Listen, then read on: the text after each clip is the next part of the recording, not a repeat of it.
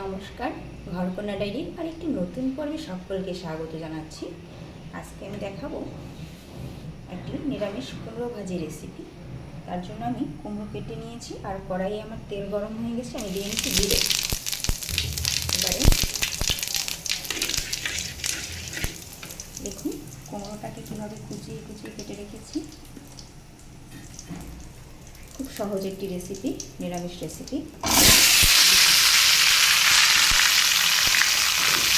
তেলের ভিতরে দিয়ে দিলাম।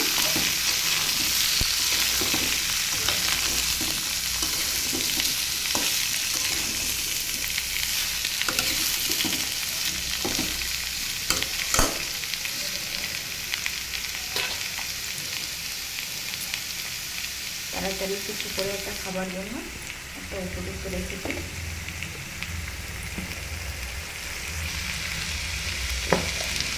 এবার দিয়ে দেবো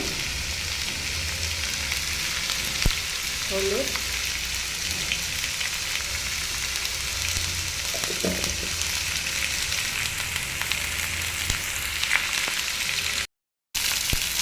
আর দিয়ে দেবো লবণ, পরিমাণ মতো লবণ আর হলুদ দিয়ে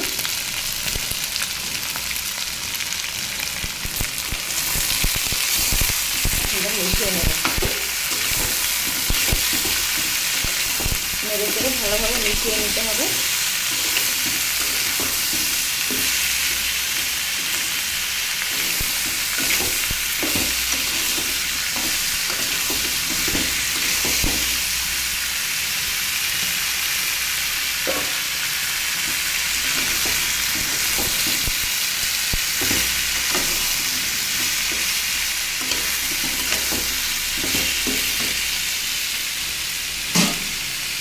এবার একটু ঢাকা দিয়ে দেবো, এভাবে কিছু সময় হতে দেবো।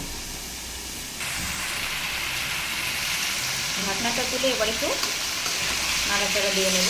দেখুন কুমড়োটাকে লবণ দেওয়ার কারণে এর থেকে একটু জল ছেড়ে এসছে। এই জলে কুমড়োটা একটু সিদ্ধ হয়ে যাবে।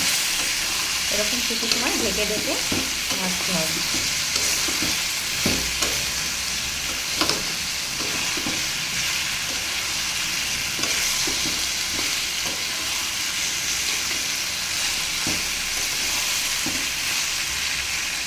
আবার ঢাকা দিয়ে দেবো।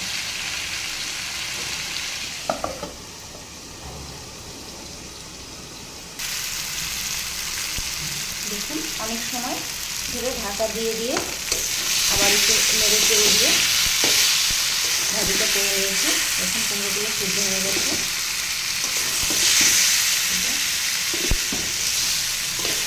অনেক সুন্দর হয়েছে ভাজিটা।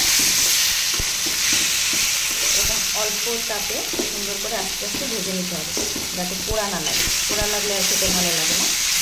এরকম আস্তে আস্তে সুন্দর করে ভেজে নিতে হবে। এবার এটা নামিয়ে নেব। দেখুন আমার কুমড়ো ভাজিটা তৈরি হয়ে গেছে। এই নিরামিষ রেসিপিটি কেমন লাগলো কমেন্ট করে জানাবেন। আর আপনারাও বাসায় তৈরি করে খাবেন।